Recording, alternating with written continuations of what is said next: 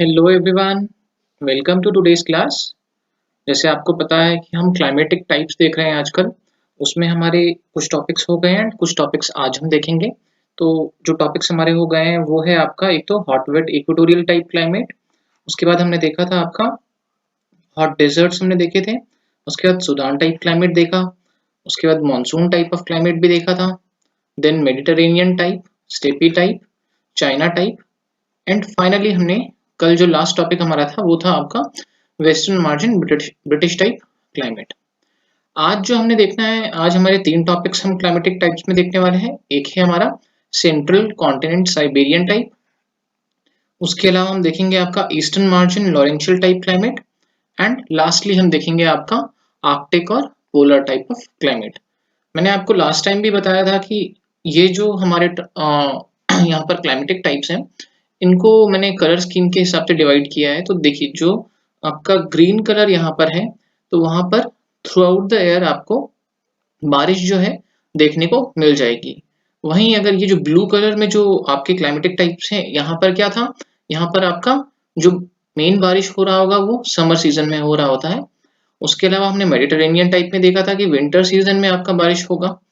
And ये जो finally orange type जो है, ऑरेंज टाइप जो डिनोट कर रहा है वो ये डिनोट करता है कि आपका जो रेनफॉल होता है वो तो बहुत ही कम होता है। एंड साल भर में कभी भी बारिश हो सकती है, कोई स्पेसिफिक सीजन नहीं होता है। तो आज के टॉपिक्स हम देखते हैं।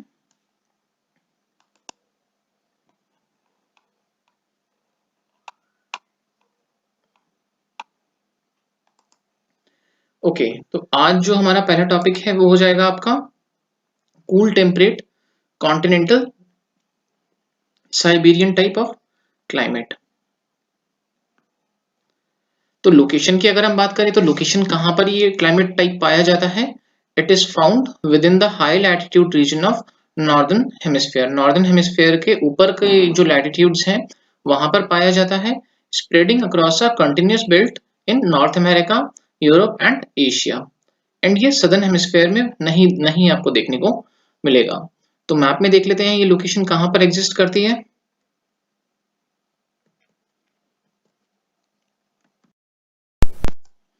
तो मैप में आपको दिख जाएगा ये जो है, एक तो अगर हम एशिया एंड यूरोप की बात करें तो ये जो कंटिन्यूस बेल्ट सी आपको दिख रही है, यहाँ पर आपका ये क्लाइमेट देखने को मिलेगा। एंड दूसरा आपको मिल जाएगा यहाँ पर आपका नॉर्थ अमेरिका में, जो ऊपर हायर लैटिट्यूड्स में अगर हम देखें तो यहाँ पर आपको ये क्लाइमेटिक टाइप देखने को मिल जाएगा। यहाँ पर अगर हम बात करें तो क्लाइमेट कैसा होता है, क्लाइमेट जो है आपका, it is bitterly cold winter of long duration. Winter जो है लंबी होती हैं एंड काफी ज्यादा ठंडा वहां पर होता है। And a cool brief summer, summer का जो ड्यूरेशन होता है वो छोटा होता है एंड वहां पर वार्म उतना ज्यादा नहीं होता है, कूल टेम्परेचर से आपको देखने को मिलेंगे।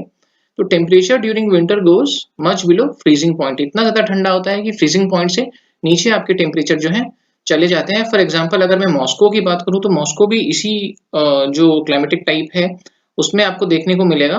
एंड इसका जो वार्मेस्ट टेम्परेचर एट टाइम्स आपको देखने को मिलेगा वो है आपका 20 डिग्री सेंटीग्रेड से 20 डिग्री सेल्सियस। वाइल जो कोल्डेस्ट टेम्परेचर आपको देखने को मिलेगा it goes around -12 degree Celsius. तो आपको ये जो दिखेगा यहाँ पर कि एनुअल रेंज जो है काफी ज्यादा हो जाती है। जैसे इसके केस में अगर मैं मॉस्को के केस में बात करूं, मॉस्को के केस में अगर मैं बात करूं तो आपका जो एनुअल रेंज है it is 20 minus minus 12, that is 32 degree centigrade. तो काफी ज्यादा आपको एक high annual range of temperature देखने को मिल जाएगी इस एरिया में। A high annual range of temperature due to continentality. Continentality basically मतलब आपका कि अंदर के तरफ का जो रीजन है वो आपका होता है कॉन्टिनेंट का।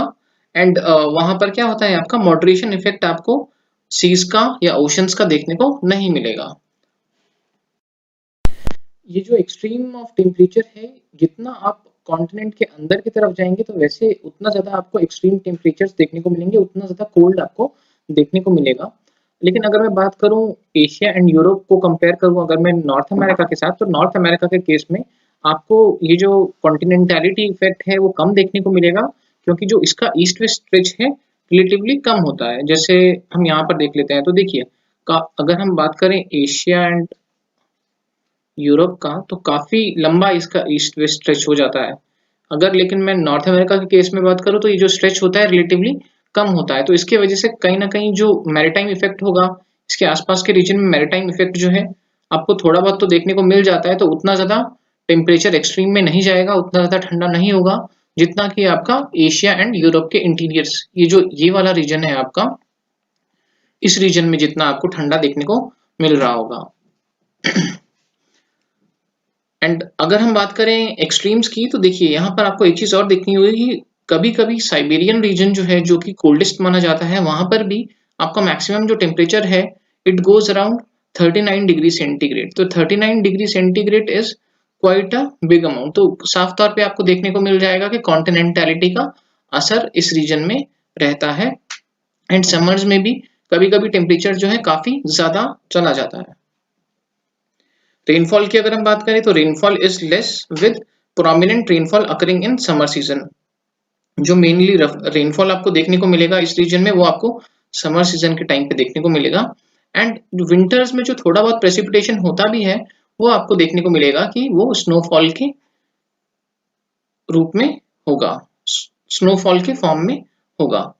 तो cold dry air of north is incapable of holding moisture and in south are semi arid steppes. ये क्या होता है कि मतलब आपका देखिए, ये वाला रीजन सपोज हमने मान लिया कि आपका साइबेरियन टाइप ऑफ क्लाइमेट है, तो यहाँ पर बारिश कम होने का रीजन ये भी है कि जो ऊपर से हवाएं आ रही होंगी सपोज इस एरिया में, वो ठंडी होती हैं, कोल्ड होंगी। ऑब्वियसली बात है कि नॉर्थ की तरफ से आ रही हैं तो कोल्ड होंगी। कोल्ड होने की वजह से इसकी जो मॉइस्चर होल्डिंग कैपेसिटी है वो कम हो जाती है काफी। अब मॉइस्चर होल्डिंग कैपेसिटी अगर कम होगी तो ऑब्वियसली बात है कि यहाँ पर कम ही मॉइस्चर वो लेके एट टाइम्स आ पाएंगी। एंड अगर हम नीचे की बात करें कि ये वाला जो रीजन है यहाँ की, तो आपको मैंने कल कल वाली क्लास में भी हमने देखा था कि ये जो है आपका एरिड रीजन है, उतना ज्यादा रेनफॉल इस रीजन में आपको देखने को नहीं मिलती है। कुछ कुछ डेजर्ट टाइप ऑफ क्लाइमेट यहाँ पर आपको देखने को मिल रहा होगा। तो उसकी वजह से जो यहाँ से विंड्स आ रही होती हैं वो थोड़ा एरिड होती हैं। अब एरिड होने की वजह से क्या हो जाता है, वहां पर आपका रेनफॉल जो है इस सेंट्रल रीजन में रेनफॉल, या जो साइबेरियन टाइप ऑफ क्लाइमेट है यहाँ पर जो आपका रेनफॉल होगी कम होगी, क्योंकि जो विंड्स आ रही होती है उनमें मॉइस्चर कंटेंट काफी कम होता है। ठीक है, तो ये आपका रीजन है। अच्छा, नेचुरल वेजिटेशन की अगर हम बात कर लें तो नेचुरल वेजिटेशन में यहाँ पर मेनली आपको मिल रहा होता है कॉनिफेरस फॉरेस्ट्स, क्योंकि कॉनिफेरस फॉरेस्ट जो है वो अडेप्टेड होते हैं, they are well adapted to such cold and dry climate. अगर ट्रीज की मैं बात करूँ तो कॉनिफेरस ट्रीज यहाँ पर आपको देखने को मिलेंगे, जैसे कि आपका पाइन हो गया, फर हो गया, स्प्रूस हो गया, लार्च हो गया। ठीक है, एक गौर करने वाली चीज ये है कि ये जो आपको ट्रीज मिलेंगे ये आपके प्योर स्टैंड्स में होंगे। प्योर स्टैंड्स मतलब अगर पाइन है तो पूरा पाइन ही है, अगर फर है तो फर ही है, स्प्रूस है तो स्प्रूस ही है। तो ये जो प्योर स्टैंड्स हैं, मैंने आपको पहले भी बताया है कि प्योर स्टैंड्स की वजह से इसका कमर्शियल एक्सप्लॉयटेशन जो है इजी हो जाता है। उसके अलावा अगर हम बात करें कि कॉनिफरस फॉरेस्ट जो है यहाँ पर आपके मॉडरेट डेंसिटी के मिलते हैं, बहुत ज्यादा डेंसिटी इनकी नहीं मिलेगी। मतलब कि जो ट्रीज होंगे वो बहुत ज्यादा ना ही पास होंगे ना ही बहुत ज्यादा दूर होंगे। जैसे हमने इक्वेटोरियल टाइप ऑफ क्लाइमेट जब देखा था तो उसमें जो डेंसिटी थी वो काफी ज्यादा डेंसिटी होती थी, तो जो पेड़ होते थे वो काफी पास पास होते थे। लेकिन यहाँ पर आपके जो पेड़ होंगे वो मॉडरेट डेंसिटी आपको देखने को मिलेगी, ना ज्यादा पास ना ज्यादा दूर। उसके अलावा अगर हम बात करें कि जो कॉनिफर्स होते हैं या कॉनिफरस ट्रीज होते हैं वो आपके एवरग्रीन होते हैं। उनकी लीव्स जो है स्मॉल होती है, thick, leathery and needle shaped होते हैं। उसके अलावा अगर हम बात करें आपका these forests have very less undergrowth. जो अंडरग्रोथ है वो कम हो पाती है because of cold climate. Cold climate की वजह से वहां पर ह्यूमस जनरेशन बहुत ज्यादा नहीं हो पाता है, एंड ह्यूमस जनरेशन अगर नहीं होगा तो जो अंडरग्रोथ है उसको न्यूट्रिशन नहीं मिल पाता है। अगर इकोनॉमिक डेवलपमेंट की बात करूं मैं इस रीजन की, तो यहाँ पर आपका ट्रैपिंग आपको देखने को मिल जाएगी। ट्रैपिंग इज बेसिकली आपका वाइल्ड एनिमल्स को हंट किया जाता है फॉर देयर फर। अब फर के लिए हंट किया जाता था पहले, लेकिन आज के टाइम पे अब ये जो हंटिंग है वो रिप्लेस हो रही है आपके फर फार्म से। फर फार्म्स आपको स्पेशली जैसे कनाडा है या इवन साइबेरियन जो रीजन है वहां पर आपको फर फार्म्स देखने को मिल जाएंगे। वहां पर क्या होता है कि जो एनिमल्स हैं, जो फर गिविंग एनिमल्स हैं, उनको डोमेस्टिकेट किया जाता है उनके फर के लिए। एंड दूसरा जो इकोनॉमिक एक्टिविटी है जो इस रीजन में आपको देखने को मिलती है वो हो जाता है आपका लंबरिंग। लंबरिंग में आपका अलग अलग यूज होता है आपका वुड का। जैसे सॉ मिलिंग है तो सॉ मिलिंग में आपका जो ट्रीज हैं उनको वुडन ब्लॉक्स में कन्वर्ट किया जाता है ताकि उसका फर्दर यूज किया जा सके फर्नीचर बनाने में या बाकी चीजों के लिए। उसके अलावा पेपर इंडस्ट्री ठीक ठाक डेवलप्ड है इस रीजन में। पल्प इंडस्ट्री डेवलप्ड है। उसके अलावा जो वुड की हम बात कर रहे हैं या जो लंबरिंग की हम बात कर रहे हैं, कहीं ना कहीं वुड का यूज किया जाता है आपका फ्यूल के लिए। एंड इंडस्ट्रियल रॉ मटेरियल भी एट टाइम्स हमें मिल रहा होता है, जैसे जो आपका मटेरियल जो निकल रहा होता है वो यूज हो रहा होता है आपके पेंट्स बनाने में, वार्निशेस के लिए एंड डाइस के लिए। तो सारे के सारे ये जो हैं ये प्रोडक्ट्स आपके बन रहे होते हैं from raw materials gained from coniferous forests. जो रेजिन निकल रहा होता है उसका यूज हो रहा होता है आपका पेंट्स में, वार्निशेस में। ठीक है, तो ये हमने देखा आपका इकोनॉमिक डेवलपमेंट इस रीजन का। अब नेक्स्ट क्लाइमेटिक टाइप की अगर हम बात करें तो ये हो जाता है आपका cool temperate eastern margin Laurentian type of climate. अगर हम बात करें कि कहाँ पर ये आपको मिलेगा तो ये मिलेगा आपको नॉर्थ ईस्टर्न नॉर्थ अमेरिका में एंड ईस्टर्न कोस्टलैंड्स ऑफ एशिया में। अब अगर मैं बात करूं कौन से रीजन की मैं बात कर रहा हूँ, ये वाला आपका रीजन हो जाएगा। एक तो ये जो है एंड सेकंड हो जाएगा आपका ये वाला। ठीक है, तो जैसे यहाँ पर हम देख रहे हैं आपका न्यूयॉर्क वाला जो रीजन है एंड जो दूसरा ये चाइना वाला जो रीजन है, चाइना एंड लोअर रशिया वाला रीजन में भी। तो ये यहाँ पर आपको देखने को मिल जाएगा कि यहाँ पर ये लॉरेंशियल टाइप ऑफ क्लाइमेट मिलता है। इसके फीचर्स क्या होते हैं, क्लाइमेटिक टाइप क्या होता है या क्लाइमेटिक फीचर्स क्या होंगे, यहाँ पर आपका जो कोल्ड ड्राई विंटर्स रहती हैं एंड वार्म वेट समर्स आपको देखने को मिल जाएंगे। देखिए यहाँ पर जो ठंडा होगा वो उतना ज्यादा ठंडा नहीं होगा जितना कि हमने लास्ट क्लाइमेटिक टाइप में आपका देखा था। यहाँ पर आपका cold dry winters and warm wet summers. जो प्रेसिपिटेशन हो रहा है वो ज्यादा कब होगा आपका समर्स के टाइम पे हो रहा होगा। अब विंटर टेम्परेचर्स की अगर मैं बात करूँ तो they may be well below freezing point while summers are as warm as tropics. Even मतलब जो समर्स का टेम्परेचर है वो ट्रॉपिक्स के बराबर चला जाता है कि जितना आपका समर्स में ट्रॉपिक का टेम्परेचर रहता है। तो मैक्सिमम रेनफॉल की अगर मैं बात करूँ तो मैं बता ही रहा था आपको कि समर्स में देखने को मिलेगी, लेकिन कुछ प्रेसिपिटेशन में भी आपको विंटर्स में भी देखने को मिल जाता है। अब उसका रीजन हम देखेंगे कि क्यों मिलता है। तो ये जो क्लाइमेटिक टाइप है इसको अपना कुछ पार्ट्स में बांट सकते हैं ताकि हम इसे समझ सकें अच्छे से। दो पार्ट्स में आप बेसिकली बांट सकते हैं। एक हो गया आपका नॉर्थ अमेरिकन रीजन, दूसरा हो गया एशियाटिक रीजन। तो दोनों में देखते हैं, थोड़ा बहुत अंतर आपको में भी देखने को मिले यहाँ पर। जैसे नॉर्थ अमेरिकन रीजन की जो हम बात कर रहे थे, नॉर्थ अमेरिकन यानी कि ये वाला जो रीजन है आपका, यहाँ पर यूनिफॉर्मिटी दिखेगी आपको प्रेसिपिटेशन में। यूनिफॉर्मिटी मतलब थ्रू आउट द ईयर आपको प्रेसिपिटेशन या रेनफॉल या even snowfall through out the year देखने को मिल जाएगा। प्रेसिपिटेशन किसी न किसी फॉर्म की आपको दिख जाएगी। मे बी समर्स में आपको रेनफॉल दिखेगा, विंटर्स में आपको स्नोफॉल के फॉर्म में मिल जाएगा। And warm gulf stream increases moisture content of winter easterly winds. अब जैसे वार्म गल्फ स्ट्रीम जो है, गल्फ स्ट्रीम यहाँ से आपका जा रहा होता है ऐसे कुछ कुछ। तो गल्फ स्ट्रीम जब यहाँ से जा रहा होता है तो ये आपका यहाँ का टेम्परेचर जो है बढ़ा देता है एंड इवन यहाँ पर प्रेसिपिटेशन जो है आपका बढ़ा देगा, क्योंकि वार्म करंट का क्या प्रॉपर्टी मैंने आपको बताया था कि वो प्रेसिपिटेशन बढ़ा देता है रीजन की। वाइल इसका अपोजिट अगर हम कोल्ड करंट की बात करें तो ये प्रेसिपिटेशन कम कर देता है उस रीजन से जिस रीजन में ये जा रहा होगा।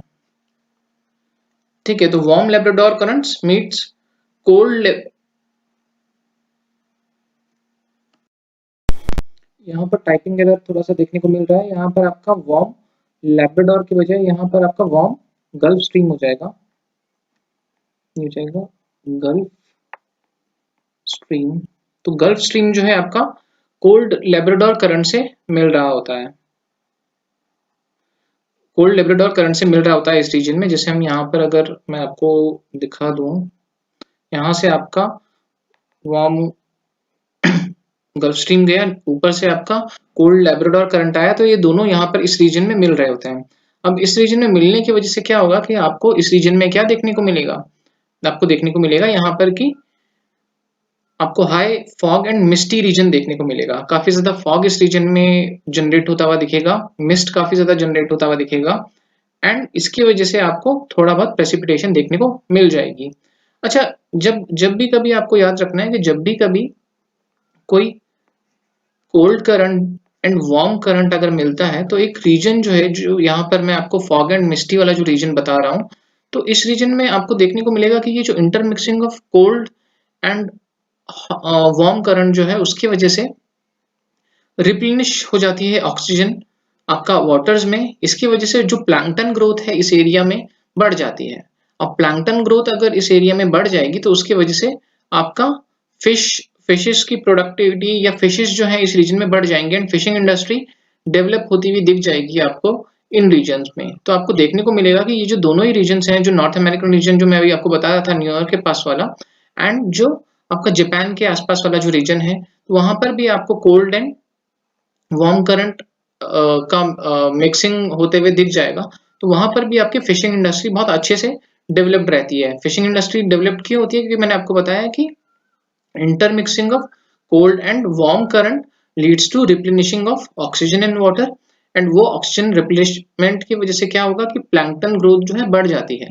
प्लैंकटन ग्रोथ अगर बढ़ जाएगी तो आपका फिशेस के लिए फूड का काम करता है प्लैंकटन, तो फिशेस की जो ग्रोथ है वो भी आपको बढ़ती हुई दिखेगी उस रीजन में। फिशिंग ज्यादा होगी तो फिशिंग इंडस्ट्री वहां पर अच्छे से डेवलप हो पाती है। ठीक है, तो ये मैंने आपको बताया अभी नॉर्थ अमेरिकन रीजन की बात। अगर हम बात करें एशियाटिक रीजन की, तो यहाँ पर आपका रेनफॉल डिस्ट्रीब्यूशन आपको बहुत ज्यादा यूनिफॉर्म नहीं देखने को मिलेगा।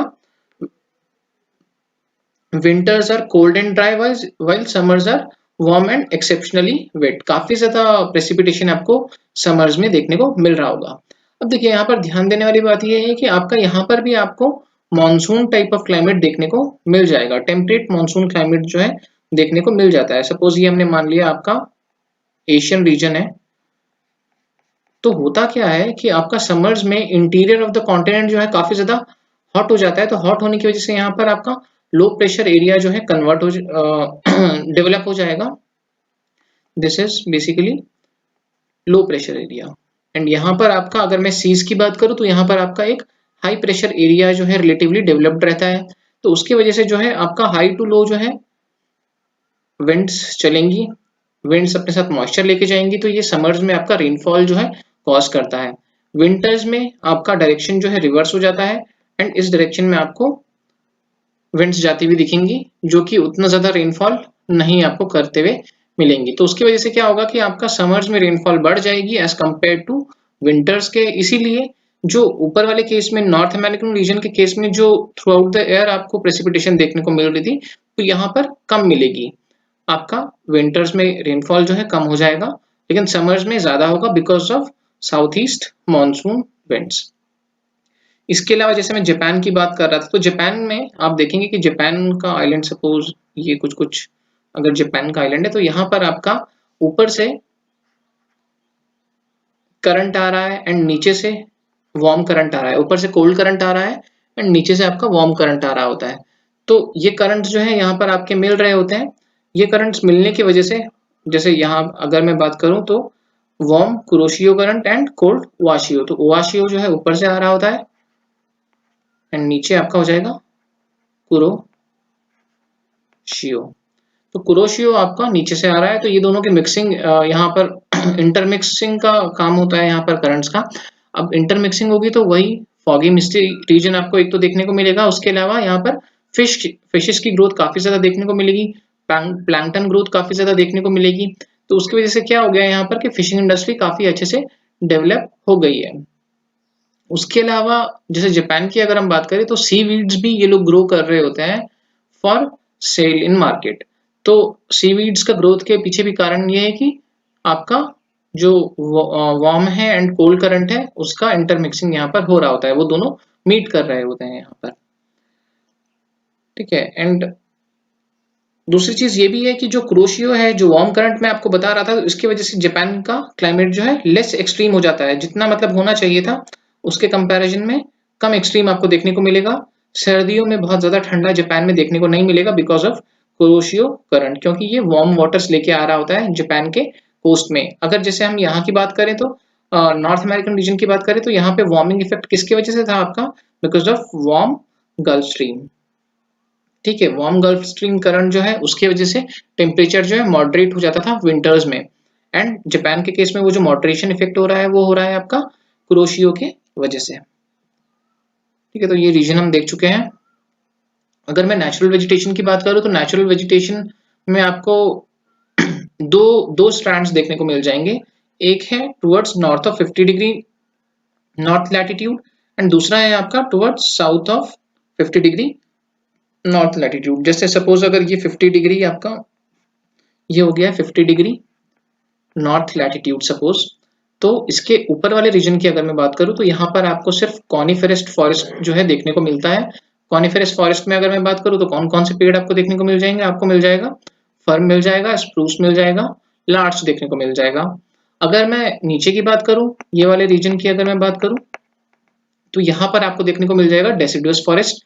डेसिडुअस फॉरेस्ट कौन से फॉरेस्ट होते हैं, जो कि अपना लीव्स जो है शेड करते हैं before winters in order to reduce आपका इवेपो ट्रांसपिरेशन लॉसेस।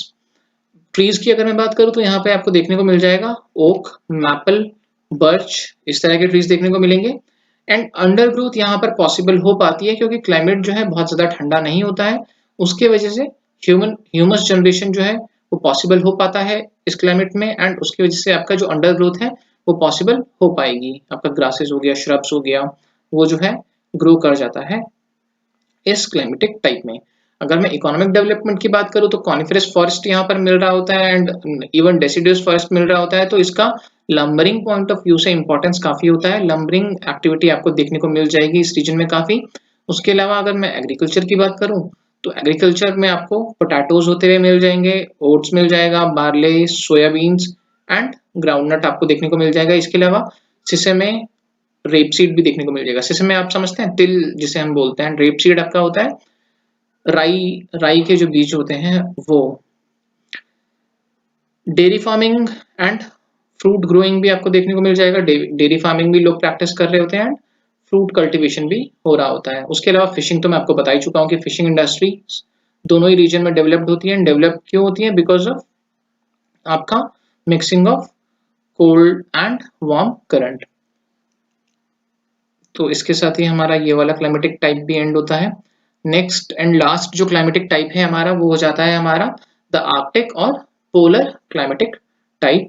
लोकेशन की अगर मैं बात करूं तो it lies towards north of Arctic circle in northern hemisphere. अगर मैं आपको मैप में दिखाऊं तो ये वाला जो रीजन है, येलो जो शेडेड है, ये जो ब्राउन जो शेडेड है, ये वाला रीजन जो है आपका आर्कटिक टाइप क्लाइमेट आपको देखने को मिल जाएगा। ग्रीनलैंड की अगर मैं बात करूं तो ग्रीनलैंड का सिर्फ जो पेरिफेरी वाला जो रीजन है वहां पर आपको ये क्लाइमेट देखने को मिलेगा बिकॉज ऑफ मैरीटाइम इन्फ्लुएंस। ये जो व्हाइट में आपको दिख रहा है ग्रीनलैंड का हिस्सा, यहाँ पर थ्रू आउट द ईयर आपको स्नो कवर जो है मिलते रहेगी, तो यहाँ पर आइस कैप वाला रीजन जो है ये हो जाएगा, तो इसकी हम बात नहीं करेंगे इसमें, ठीक है, क्योंकि यहाँ पर जो है वेजिटेशन ग्रोथ पॉसिबल नहीं हो पाती है। लेकिन हाँ, जो नीचे वाला रीजन है यहाँ पर टंड्रा वेजिटेशन जो है आपको देखने को मिल जाएगी, पॉसिबल हो पाती है। तो लोकेशन हमने देखी, there are ice caps in northern hemisphere which are confined to Greenland and highlands of these regions. In southern hemisphere ice caps are found in Antarctica. अगर मैं southern hemisphere की बात करूँ तो यहाँ पर दिख नहीं रहा है, लेकिन अंटार्कटिका में आपको देखने को मिल जाएगा कि आइस कैप्स है। अगर नॉर्दर्न हेमिस्फीयर की बात करूँ तो आइस कैप्स आपको देखने को मिलेगा ग्रीनलैंड वाले रीजन में, ठीक है। क्लाइमेट की अगर हम बात करें तो summers are usually less than summer temperatures are usually less than 10 degree Celsius. आपका 10 डिग्री से कम आपका समर टेम्परेचर्स चले जाते हैं एंड विंटर क्लाइमेट या winter temperature is as low as -40 degree Celsius. तो आपको यहाँ पर जो एनुअल रेंज ऑफ टेम्परेचर है वो कितनी हो जाएगी, जैसे इसके हिसाब से ये हो जाएगी आपका 50 डिग्री सेल्सियस, जो कि काफी ज्यादा है। Winters are long and very severe while summers are cool and brief. बहुत छोटे समर जो पीरियड होता है काफी छोटा होता है and it's not very warm, it's cool. So precipitation जो है आपको ज्यादा देखने को नहीं मिलेगी, precipitation is quite low. Tundra vegetation जो है यहाँ पर आपके ट्रीज आपको नहीं देखने को मिलेंगे ज्यादा, इनफैक्ट मतलब बहुत ही कम आपको ट्रीज देखने को मिलेंगे। ओनली मॉसेस, लिचेस एंड सिजेस आपको देखने को मिल जाएंगे। अगर मैं in coastal regions during summer season berry bearing bushes and arctic flowers bloom, क्योंकि कोस्टल रीजन्स में थोड़ा बहुत मॉडरेशन इफेक्ट आपको देखने को मिलेगा, मैरिटाइम इफेक्ट देखने को मिलेगा, तो उसकी वजह से क्या हो जाता है कि थोड़ा सा टेम्परेचर जो है वो मॉडरेट से हो जाते हैं। टेम्परेचर उतने ज्यादा ठंडा ना होने की वजह से यहाँ पर आपको बुशेस भी एट टाइम्स देखने को मिल जाएंगे, स्पेशली जो फ्लावरिंग बुशेस हैं वो देखने को मिल जाएंगे। एंड इसकी वजह से some grasslands also exist in lower latitudes, जो नीचे के लैटिट्यूड्स हैं वहां पर आपको थोड़ा ग्रासलैंड्स भी देखने को मिल जाते हैं।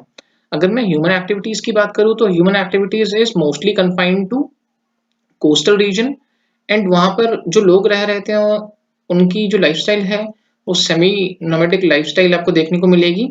सेमी नोमैडिक आप समझते हैं कि these people don't settle in an area permanently, they used to travel from place to place in search of better living conditions for example आपका मे बी pastures, आपका ग्रासलैंड ये लोग ढूंढ रहे होते हैं, या हंटिंग की वजह से एट टाइम्स उन एरियाज में ज्यादा जाने की कोशिश कर रहे होते हैं जहां पर आपका वाइल्ड एनिमल्स ये हंट कर सकें।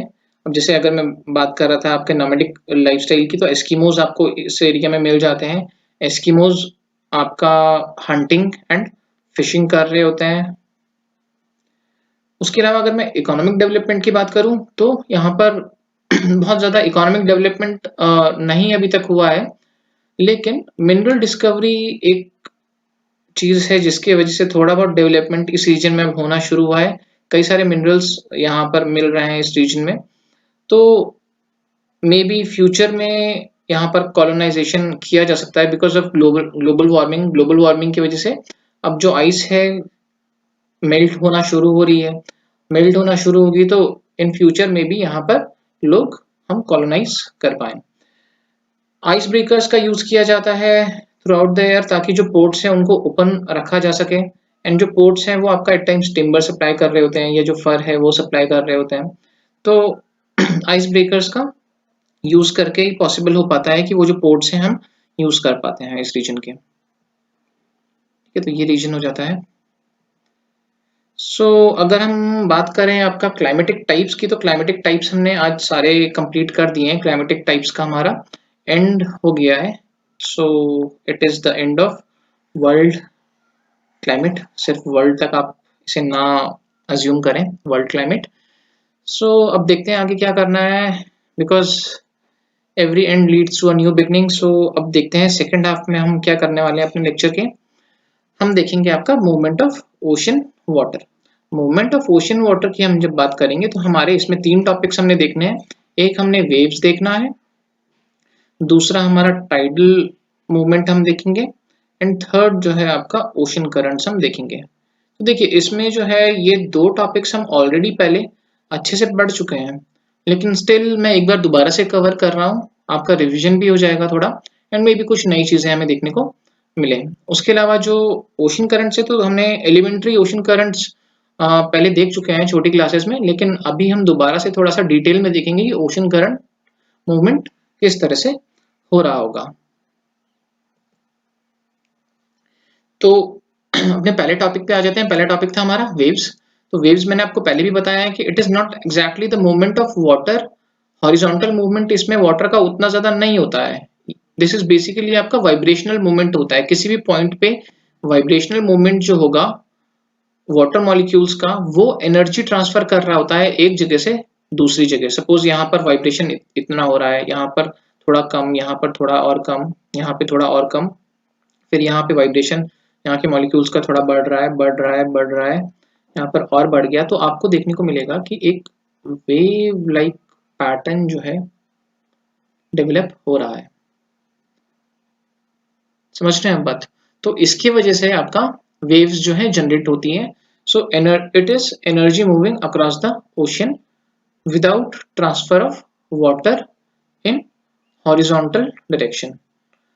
अब wind provides energy to waves which is released on shorelines. ये जो वेव है ये जनरेट होती कैसे है, होती ऐसे है, देखिए सपोज यहाँ पर स्टिल वाटर है, पहले स्टिल वाटर है, स्टिल वाटर यहाँ पर सपोज है, तो यहाँ पर क्या आएगी, सपोज विंड्स चली, ऐसा कुछ कुछ विंड्स यहाँ पर चली, विंड्स इस जगह पे स्ट्राइक की एंड फ्रिक्शन की वजह से ये क्या करेंगे कि यहाँ पर जो है सरफेस को ऊपर की तरफ ऐसा कुछ कुछ उठा देंगी, नीचे अभी भी ऐसा ही है, तो इस तरह से आपको कुछ देखने को मिल जाएगा। अब इसकी वजह से आपको देखने को मिलेगा कि आपका यहाँ पर जो है, यहाँ पर वाटर का कॉलम जो है बढ़ गया है। अब इसकी वजह से ग्रेविटी की वजह से ये पुश करेगा नीचे की लेयर्स को इन सर्कुलर मूवमेंट, ऐसा सर्कुलर आपको मूवमेंट देखने को मिल जाएगा। तो उसकी वजह से जैसे यहाँ पर हम देख लेते हैं, तो यहाँ पर क्या हुआ कि पहले सपोज यहाँ पर हम देखते हैं,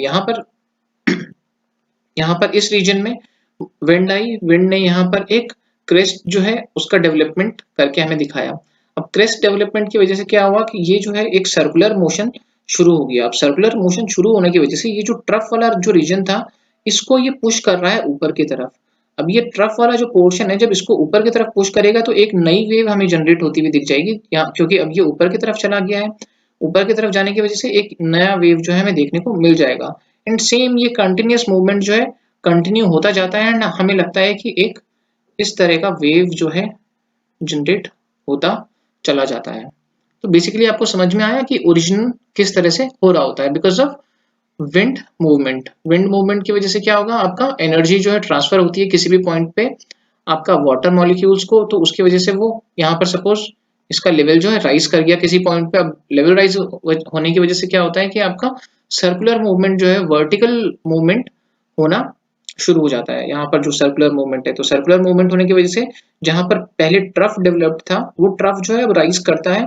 अब वो ट्रफ अगर राइज करेगा एंड ये वाला जो रीजन है ये नीचे श्रिंक करने लगता है, तो ये श्रिंक करके ये जो है श्रिंक करके चला गया यहाँ पर एंड ये जो है राइज करके आपका पहुंच गया यहाँ पर। तो इसकी वजह से आपका जो पार्टिकल मूवमेंट है उसकी वजह से हमें एक पैटर्न सा लग रहा होता है, जिस पैटर्न में हमें लगता है कि एक वेव सी जनरेट हो गई है।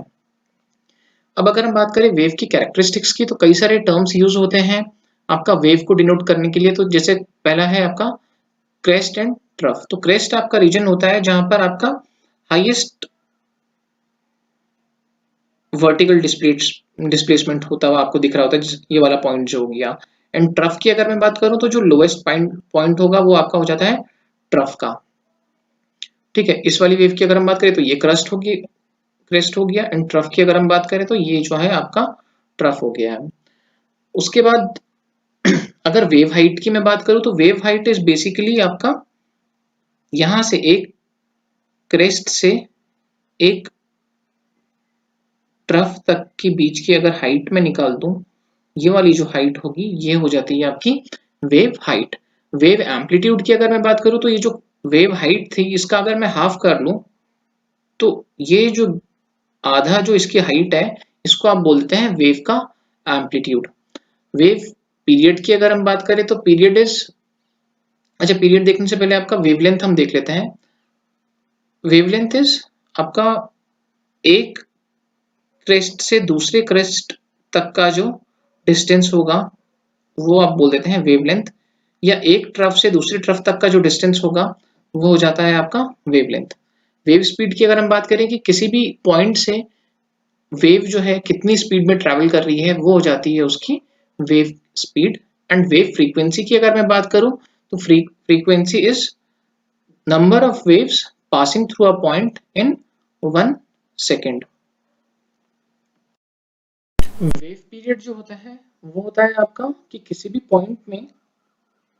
पॉइंट पे दो सक्सेसिव क्रेस्ट या दो सक्सेसिव ट्रफ का जो आने का टाइम होता है उनके बीच में जो इंटरवल होता है वो हो जाता है आपका वेव पीरियड। फॉर एग्जांपल अगर मैं बात करूं कि यहाँ पर इस पॉइंट पे अभी एक क्रेस्ट आपको बनता हुआ दिखा एंड ये दोबारा से जो क्रेस्ट है आपको इसी रीजन में बनता हुआ दिख रहा है आफ्टर सपोज 10 सेकेंड्स। तो 10 सेकेंड इस केस में हो जाएगा वेव पीरियड, बेसिकली उतना टाइम जितना कि दो सक्सेसिव क्रेस्ट डेवलप होने में लग रहा होता है किसी भी पॉइंट में, या जितना टाइम लग रहा होता है आपका दो सक्सेसिव ट्रफ डेवलप होने में किसी भी एक पर्टिकुलर पॉइंट में। तो वेव ओरिजिनेशन एंड मूवमेंट जो है हमने यहाँ पर देखा कि किस तरह से वेव ओरिजिनेट होती है एंड मूवमेंट किस तरह से हो रहा होता है। And actual water motion beneath wave is circular, ये सर्कुलर मोशन होता है एक्चुअली बीनीथ द वेव। तो ये हम अभी तक हम ऑलरेडी देख चुके हैं। तो वेव्स हमने देखी, उसके बाद हम नेक्स्ट टॉपिक अपना देखेंगे। नेक्स्ट है हमारा टाइड्स। तो व्हाट इज टाइड्स? टाइड्स होता है आपका periodic rise and fall of the sea level once और twice a day, mainly due to attraction of sun and moon. Main जो रीजन होता है वो होता है आपका सन एंड मून का जो ग्रेविटेशनल फोर्स होगा उसकी वजह से। अब देख लेते हैं ये होता कैसे है एग्जैक्टली। देखिए यहाँ पर सन है, यहाँ पर मून है, तो इसकी वजह से क्या हो रहा है कि आपका जो वाटर है अर्थ सरफेस पे वो कहीं ना कहीं अट्रैक्टेड होगा इस साइड, इनके तरफ अट्रैक्शन आपको देखने को मिलेगा। ठीक है, तो इसकी वजह से एक टाइडल बल्ज आपको देखने को मिल जाएगा क्योंकि पानी को अपनी तरफ खींच रहा है ये मून या सन। अच्छा, इसमें आपको ध्यान में ये चीज रखनी है कि मून का जो ग्रेविटेशनल फोर्स जितना इस पे एक्सर्ट हो रहा होगा वो ज्यादा होता है एज कम्पेयर टू सन के, क्योंकि सन का जो डिस्टेंस है हमसे काफी ज्यादा दूर है, सन एज कम्पेयर टू मून के। तो मून का आपका जो फोर्स एक्सर्ट हो रहा होगा वो ज्यादा होता है in spite of its small size as compare to sun. तो देखिए एक तो फोर्स इस तरह से लग गया, दूसरा फोर्स किस तरह से आपका लग रहा होता है, वो लग रहा होता है आपका बाहर की तरफ। बाहर की तरफ फोर्स क्यों लग रहा होगा? अब जैसे हम देखते हैं तो सन सपोज यहाँ पर हो गया एंड इसके चारों ओर रोटेट कर रहा होता है आपका अर्थ। अब अर्थ अगर रोटेट कर रहा है तो देखिए मैंने आपको बताया था कि जब भी कोई चीज, सॉरी अर्थ जो है जो रिवॉल्व कर रहा है, तो कभी भी कोई चीज जब रिवॉल्व कर रही होती है तो उसमें बाहर की तरफ एक फोर्स लग रहा होता है जिस फोर्स को हम बोल देते हैं सेंट्रीफ्यूगल फोर्स। तो देखिए अब रोटेशन की वजह से सेंट्रीफ्यूगल फोर्स इस पॉइंट पे यहाँ पर लग रहा होगा, इस पॉइंट पे बाहर की तरफ लग रहा होगा। तो हमेशा आप देखेंगे कि बाहर की तरफ या सन के अपोजिट डायरेक्शन में वो सेंट्रीफ्यूगल फोर्स आपको लगता हुआ दिख जाएगा। तो देखिए यहाँ पर सेंट्रीफ्यूगल फोर्स का डायरेक्शन किस तरफ हो गया? इस तरफ हो गया। तो इन दोनों फोर्सेस के कंबाइंड इफेक्ट की वजह से आपको देखने को मिलेगा कि दो तरफ आपको बल्ज देखने को भी मिलेगा किसी भी पॉइंट पे। एक तो जो हो गया आपका उस डायरेक्शन में जिस डायरेक्शन में मून या सन है, इस डायरेक्शन में, एंड दूसरा जो है इसके जस्ट अपोजिट डायरेक्शन में। एंड जस्ट अपोजिट डायरेक्शन में क्यों लग रहा होगा? Because of centrifugal force. तो रिजल्टेंट जो है कुछ इस तरह से आपको डेवलप्ड होता हुआ दिख जाएगा, इस तरह से। ठीक है, तो ये आपको यहाँ पर रीजन मैंने आपको बता दिए, दो रीजन होते हैं। एक तो हो गया ग्रेविटेशनल फोर्स की वजह से, ग्रेविटेशनल फोर्स किसका? सन का या मून का। एंड दूसरा हो जाता है आपका centrifugal force because of revolution around the sun. अच्छा देखिए उसके अलावा ये जो टाइड्स है इससे ही मिलता जुलता एक टर्म होता है surges. But surges is water movement due to winds and atmospheric pressure changes. इसमें आपका ये जो मैं आपको चीजें बता रहा था ना, सन एंड मून का जो रोल है उसका कहीं पे भी रोल नहीं होता है। यहाँ पर विंड मूवमेंट हो रहा होता है, लेकिन विंड मूवमेंट किसकी वजह से होगा? आपका विंड्स की वजह से। सपोज यहाँ पर आपका वाटर है, वाटर पे विंड स्ट्राइक करी तो ये ऑब्वियसली बात है कि वाटर इस डायरेक्शन में मूव कर जाएगा, तो मूवमेंट तो इस केस में भी हो रहा है वाटर का। लेकिन वो जो मूवमेंट होता है उसको आप टाइड नहीं कहेंगे क्योंकि it is not because of gravitational effect of sun और मून। साथ ही आपका प्रेशर चेंजेस की वजह से भी एट टाइम्स मूवमेंट हो रहा होता है, तो लेकिन उसको आप टाइड्स जो है नहीं कहेंगे। And the feature is they are not regular, they depend upon movement of winds. अब विंड का मूवमेंट जो है एट टाइम्स रेगुलर नहीं होता है ना, कभी इस डायरेक्शन में हो सकता है, कभी इस डायरेक्शन में हो सकता है, कभी इस डायरेक्शन में हो सकता है। सो रेगुलरिटी नहीं होती है। जैसे टाइड्स के केस में तो रेगुलरिटी होता है कि भैया दिन में एक या दो बार आना ही आना है, एंड आप प्रिडिक्ट भी कर सकते हैं कि किस टाइम पे टाइड जो है आएगी। तो टाइड के केस में रेगुलरिटी होती है, सर्जेस के केस में आपको रेगुलरिटी नहीं देखने को मिलेगी। एंड जो कॉजेशन है वो दोनों ही केस में अलग अलग रीजंस की वजह से होती है। इफेक्ट में आपको ऑलरेडी बता चुका हूँ कि इफेक्ट जो है आपका मून का इफेक्ट ज्यादा होता है as compare to sun, because moon जो है हमारी ज्यादा पास है एज कम्पेयर टू सन के। एंड सेंट्रीफ्यूगल फोर्स का तो इफेक्ट मैं आपको बता ही चुका हूँ कि रेवोल्यूशन की वजह से हो रहा था, because of revolution around the sun. अब टाइडल करंट्स की अगर हम बात करें तो जब भी ये टाइड्स जो है ये चैनलाइज हो जाती है। सपोज यहाँ पर कोई बे है, बे में आने की वजह से ये जो वाटर है ये चैनलाइज हो जाएगा, सारा का सारा पानी यहाँ पर चैनलाइज हो जाएगा।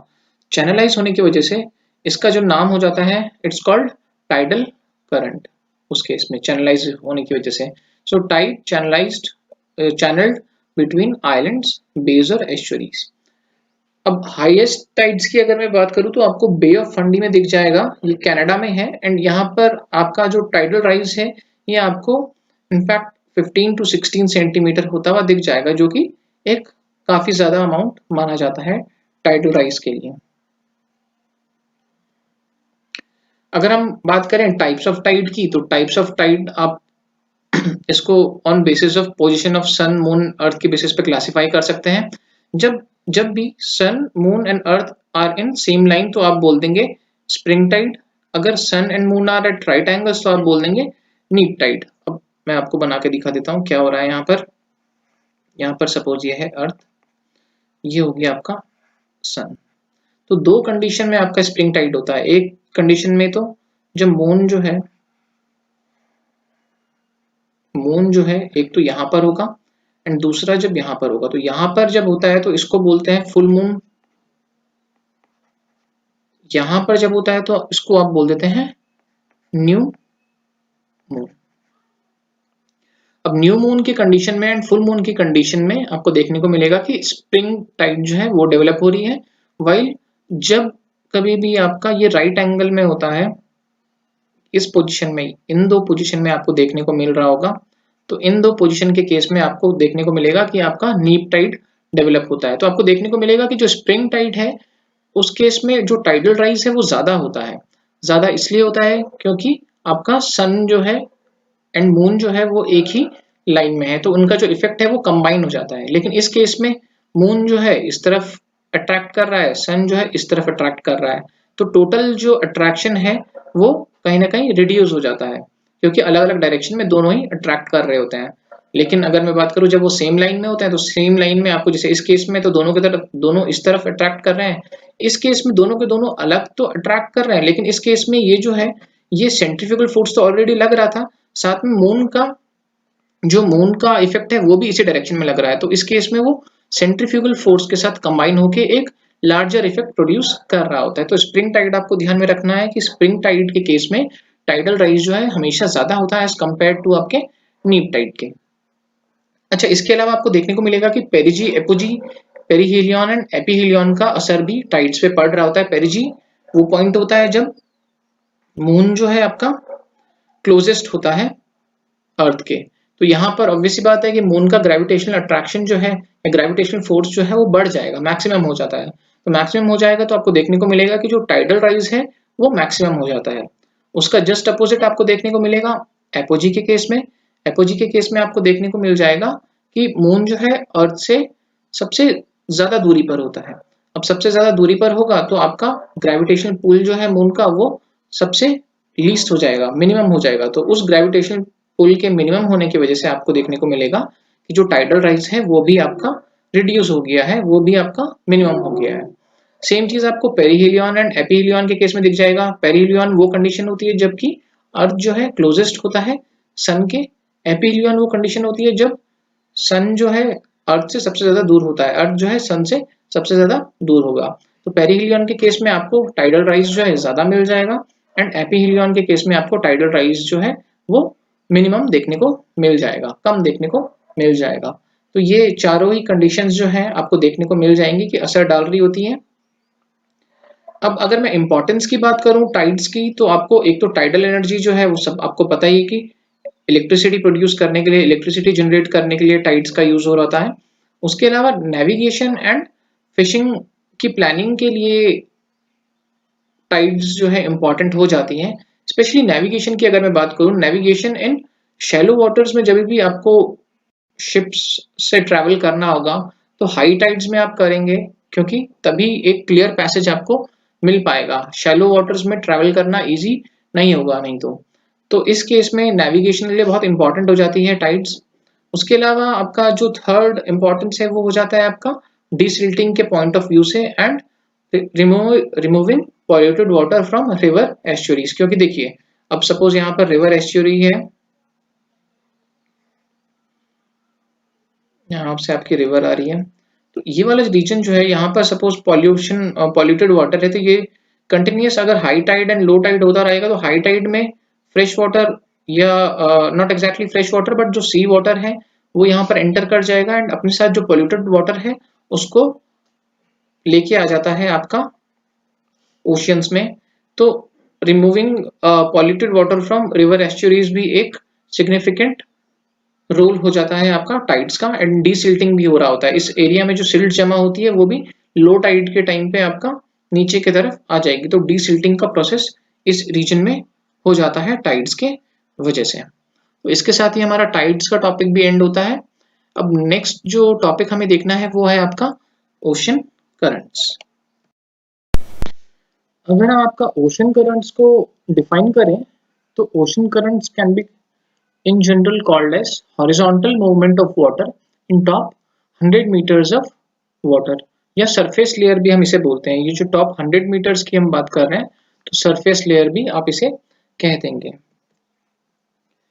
तो अगर मैं मूवमेंट आपके साथ डिस्कस करूं कि वाटर का मूवमेंट हो किस तरह से एक्चुअल में रहा होता है, तो देखिए ये जो टॉप 100 मीटर्स है, ये क्यों मैं बोल रहा हूँ कि 100 मीटर्स में ही मैक्सिमम आपका वाटर का मूवमेंट हो रहा होता है, इसलिए देखिए ओशन करंट्स हमको मालूम है कि अलग अलग रीजंस की वजह से एक्चुअल में ये मूवमेंट हो रहा होता है। लेकिन अगर मैं बात करूं कि प्रोमिनेंट एक रीजन जो होता है वो होता है विंड्स का, कि विंड जब स्ट्राइक कर रही है इस पे तो मूवमेंट होगा। अब देखिए कि ये जो है वाटर का मूवमेंट जो होता है वो हमेशा लेयर्स में होता है, क्योंकि देखिए ये जो विंड है, विंड तो डायरेक्ट कॉन्टैक्ट में सिर्फ ऊपर की जो सरफेस के मॉलिक्यूल्स होंगे इसी के साथ इसका डायरेक्ट कांटेक्ट हो रहा होता है।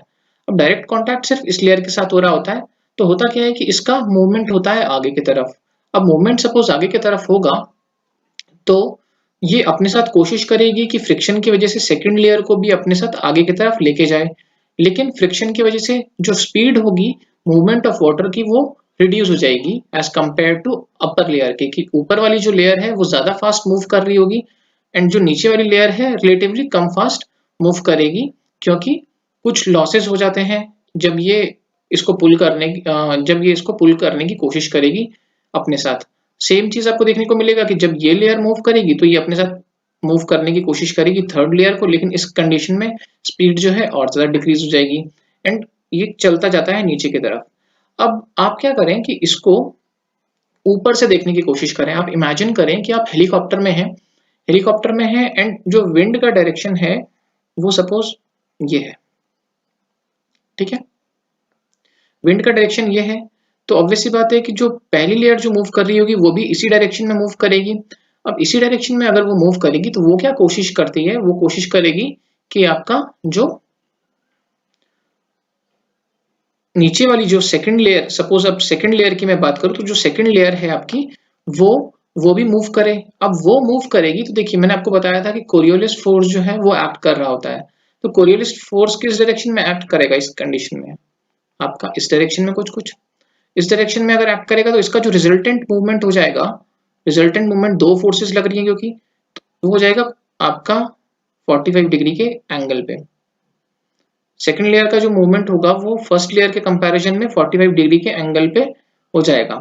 अब ये सेकंड लेयर जो है सेम चीज अप्लाई, तो आपको देखने को मिला कि यहाँ पर जो first layer and second layer जो है उसके बीच में कितने डिग्री का एंगल है आपका, 45 डिग्री का।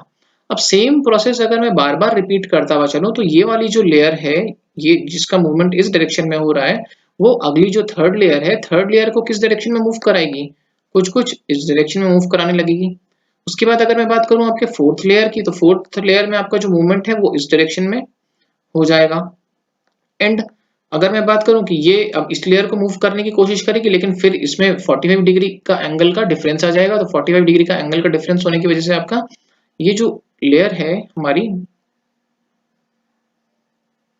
फिफ्थ लेयर जो है बिल्कुल अपोजिट डायरेक्शन में होगी as compare to first layer की। एंड इसके बाद जो है आपका वाटर का मूवमेंट सीज हो जाएगा, क्योंकि दोनों ही अपोजिट डायरेक्शन में आपका फोर्सेस लग रही होंगी, दोनों ही मूवमेंट जो है अपोजिट डायरेक्शन में हो रहा होगा, तो रिजल्टेंट मूवमेंट हो जाएगा 0 इसके बाद। तो यहाँ पर आपको देखने को मिलेगा कि ये जो पूरा खेल हो रहा होता है ये विद इन टॉप 100 मीटर्स में ही हो रहा होता है। तो उसके बाद क्योंकि resultant movement of water becomes 0। तो मैक्सिमम जो आपका मूवमेंट हो रहा होगा वो आपका हो रहा होगा within 100 metres of water surface, and इसीलिए इसको बोल देते हैं आप सरफेस लेयर।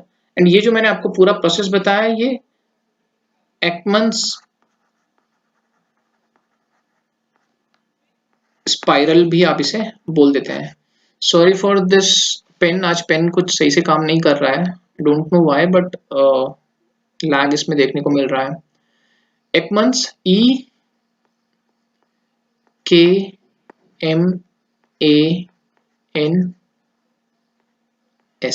एकमन्स स्पाइरल। एंड अगर मैं बात करूं कि किसी भी पॉइंट पे अगर मैं एक एवरेज मूवमेंट निकाल दूं वाटर का, सारी की सारी लेयर्स का, इन direction of 90 degree from wind direction, अगर मैं इस डायरेक्शन में, विंड डायरेक्शन का ये था, अगर मैं 90 डिग्री पे इसके टोटल अगर मैं वाटर मूवमेंट की बात करूं, एक एवरेज वाटर मूवमेंट निकाल दूं सारी की सारी लेयर्स का जोड़ के, उसको आप बोल देते हैं एकमन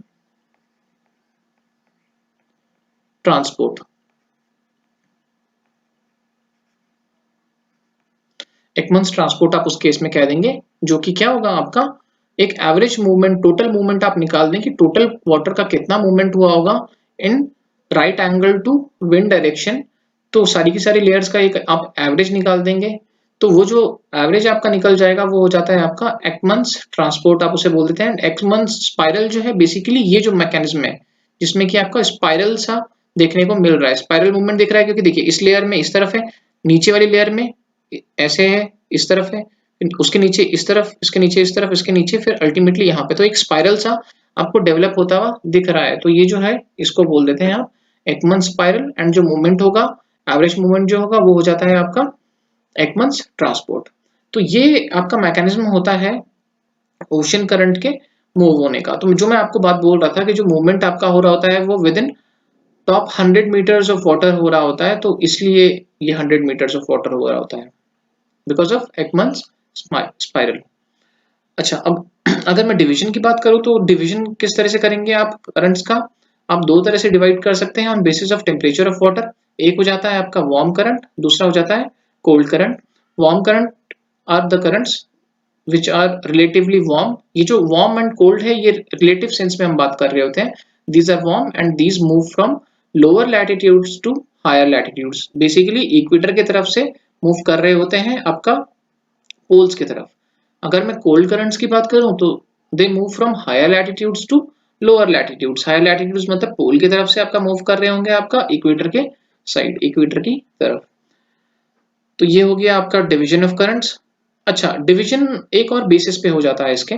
डिवीजन जो है दूसरा बेसिस जो होता है वो स्पीड, डायरेक्शन एंड आइडेंटिटी के बेसिस पे होता है। अब जैसे यहाँ पर एक टर्म यूज हो रहा है ड्रिफ्ट। ड्रिफ्ट आपकी बुक में दिया हुआ है। ड्रिफ्ट का हम दो सेंस में यूज कर रहे होते हैं। एक तो ये क्लासिफिकेशन के बेसिस में एक टाइप ऑफ करंट आपका ड्रिफ्ट आप बोल देते हैं। दूसरा जो ड्रिफ्ट होता है, ड्रिफ्ट बेसिकली सिग्निफाइज आपका स्पीड ऑफ करंट, कि अगर मैं बोलूं हाई ड्रिफ्ट करंट होगा तो मतलब उसकी स्पीड जो है करंट की ज्यादा है, वो जल्दी ट्रेवल कर रहा है। अगर मैं बात करूं आपका इस सेंस में ड्रिफ्ट की बात, तो बेसिकली ये एक टाइप ऑफ करंट है जिसमें कि मोशन जो है स्लो होता है काफी। जैसे आप यहाँ पर देखेंगे it's around 16 to 24 kilometers per day. तो मतलब बहुत ज्यादा हाई स्पीड मोशन आपको वाटर का नहीं देखने को मिलेगा। And there is no clear boundary. एक जो करंट है उसकी बाउंड्री जो है क्लियर नहीं होती है, मतलब एम्बिगुअस सी बाउंड्री होती है। And it has no defined direction, direction बहुत ज्यादा डिफाइंड आपको नहीं देखने को मिलेगा ड्रिफ्ट के केस में। लेकिन अगर हम करंट्स की बात करें, जो हम करंट टर्म यूज कर रहे होते हैं, तो करंट्स के केस में मोशन जो है वो रैपिड होता है। रैपिड कितना वो रैपिड होता है, ये होता है आपका around 6 to 8 kilometre per hour. उसके बाद हम बात करें आइडेंटिटी एंड डायरेक्शन की, तो ये ज्यादा डिफाइंड हो जाता है आपका करंट्स के केस में। एंड थर्ड टाइप की अगर मैं बात करूं तो इसकी स्पीड इज गुड, वाइल इसका डायरेक्शन जो है काफी ज्यादा वेल डिफाइंड होता है, एंड आइडेंटिटी भी इसकी काफी ज्यादा वेल डिफाइंड होती है। तो आपको देखने को मिल जाएगा कि स्ट्रीम भी इसके लिए यूज हो रहा होता है at times. It just appears like a big river, जैसे कोई बड़ी नदी हो कॉन्टिनेंट की, उसी जिस तरह से वो फ्लो कर रही होती है वैसे ही आपको देखने को मिलेगा कि ओशंस में स्ट्रीम जो है फ्लो कर रही होगी। तो स्ट्रीम इसीलिए टर्म यूज किया गया है क्योंकि ये इतनी डिफाइंड होती है कि आपको लगेगा कि कोई रिवर जो है वो मूव कर रही हो, जैसे ओशन पे, ओशन सरफेस पे। ठीक है, तो ये तीन हो गए। एक ड्रिफ्ट हमने देखा, करंट हमने देखा एंड स्ट्रीम हमने देखा। ड्रिफ्ट के केस में मोशन स्लो होता है, क्लियर बाउंड्री नहीं होती है एंड डायरेक्शन जो है डिफाइंड नहीं होता है। करंट के केस में मोशन रैपिड होता है एंड ड्रिफ्ट के कंपैरिजन में आपका जो आइडेंटिटी एंड डायरेक्शन है वो ज्यादा डिफाइंड होती है। स्ट्रीम के केस में अगर हम बात करें तो स्पीड ठीक ठाक होती है, गुड होती है, लेकिन जो डायरेक्शन एंड आइडेंटिटी है वो काफी ज्यादा वेल डिफाइंड होती है and it appears to be like a big river of continent. तो ये हमने दो तरह के डिवीजन देखे। एक डिवीजन हमने देखा था टेम्परेचर के बेसिस पे एंड दूसरा जो डिवीजन देखा था वो है आपका स्पीड, डायरेक्शन एंड आइडेंटिटी के बेसिस पे। अच्छा, अगर हम बात करें कि factors affecting currents of the world, तो कौन कौन से फैक्टर्स अफेक्ट करते होंगे? अर्थ का रोटेशन एक सबसे इंपॉर्टेंट फैक्टर है। अर्थ का रोटेशन किस तरह से इंपैक्ट करता होगा तो इसको समझते हैं। सपोज ये आपका हो गया है अर्थ, ये है आपका इक्वेटर। देखिए अर्थ का जो मूवमेंट है आपका फ्रॉम वेस्ट टू ईस्ट, इस तरह से कुछ कुछ अर्थ जो है रोटेट कर रहा है। अब अर्थ के रोटेशन की वजह से अगर मैं इस पॉइंट पे वाटर को लूं, इस पॉइंट पे वाटर को लूं, तो इनर्शिया की वजह से ये वाटर जो है यहीं पे रहने की कोशिश करेगा वाइल अर्थ जो है मूव होने की कोशिश करता है। तो आपको लगेगा कि वाटर जो है इसका अपरेंट मूवमेंट आपको देखने को लगेगा कि इस डायरेक्शन में आपका वाटर का मूवमेंट हो रहा है because of west to east movement of earth. Water क्योंकि इनर्शिया की वजह से यहीं पे रहने की कोशिश करेगा, यहीं पे रहने की कोशिश करेगा तो अर्थ तो मूव हो रहा है नीचे, तो आपको लगेगा कि वाटर जो है वाटर इस डायरेक्शन में मूव कर रहा है फ्रॉम ईस्ट टू वेस्ट। तो ये जो ईस्ट टू वेस्ट मूवमेंट है वाटर का, ये कहीं ना कहीं करंट को ओरिजिनेट कर रहा होता है। तो इसकी वजह से आपको दो करंट ओरिजिनेट होते हुए दिख जाएंगे। जो इक्वेटर के ऊपर होगा उसको आप बोल देते हैं नॉर्थ इक्वेटोरियल करंट एंड जो साउथ ऑफ इक्वेटर होगा वो उसे आप बोल देते हैं साउथ इक्वेटोरियल करंट। अब होता क्या है कि ये करंट सपोज इस डायरेक्शन में मूव कर रहे हैं। अब यहाँ पे बीच में कहीं पे आ गया कॉन्टिनेंट, सपोज कॉन्टिनेंट कोई आ गया। अब कॉन्टिनेंट जब आता है तो यहाँ पर ये मूवमेंट की वजह से कहीं ना कहीं पानी जो है इस रीजन में एक्यूमुलेट हो जाएगा ज्यादा, यहाँ पर पानी का लेवल जो है ज्यादा बढ़ जाएगा। अब पानी का लेवल ज्यादा बढ़ने की वजह से एक ग्रेडियंट या स्लोप में कहूँ, इस तरह से कुछ कुछ स्लोप डेवलप हो जाएगा। इस रीजन में पानी का लेवल हो गया ज्यादा, इस रीजन में पानी का लेवल हो गया कम। तो इसकी वजह से ये जो पानी है ये इससे दोबारा से इस डायरेक्शन में फ्लो करना शुरू होगा। अब ये पानी जब इस तरफ स्लो मूव करना स्टार्ट करता है तो ये एक दूसरे करंट को फिर ओरिजिनेट करता है। ये हो जाता है आपका इक्वेटोरियल काउंटर करंट। तो बेसिकली होता क्या है, अगर मैं यहाँ पर अगर आपका अर्थ जो है ड्रॉ कर दूं एंड यहाँ पर एक इक्वेटर में ड्रॉ कर दूं, तो होगा क्या कि आपका नॉर्थ इक्वेटोरियल करंट इस डायरेक्शन में, साउथ इक्वेटोरियल करंट आपका इस डायरेक्शन में। तो ये आपके करंट्स के जो लूप्स होते हैं उसको फीड करने के काम आ रहा होता है। लेकिन यहाँ से इसके जस्ट अपोजिट इक्वेटर में एक काउंटर करंट आपको देखने को मिलेगा। काउंटर करंट क्यों होता है? क्योंकि यहाँ पर वाटर जो है एक्यूमुलेट हो गया है। वाटर एक्यूमुलेशन की वजह से यहाँ पर कोई कॉन्टिनेंट था, ठीक है।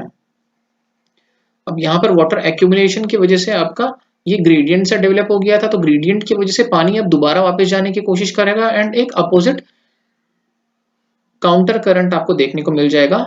एंड ये जो काउंटर करंट जो इक्वेटर से पास हो रहा है इसको आप बोल देते हैं इक्वेटोरियल काउंटर करंट। तो देखा आपने कि एट टाइम्स अर्थ के रोटेशन की वजह से आपको दो टाइप ऑफ करंट देखने को मिल रहे होते हैं। एक तो north and south equatorial current and दूसरा हो जाता है इक्वेटोरियल काउंटर करंट।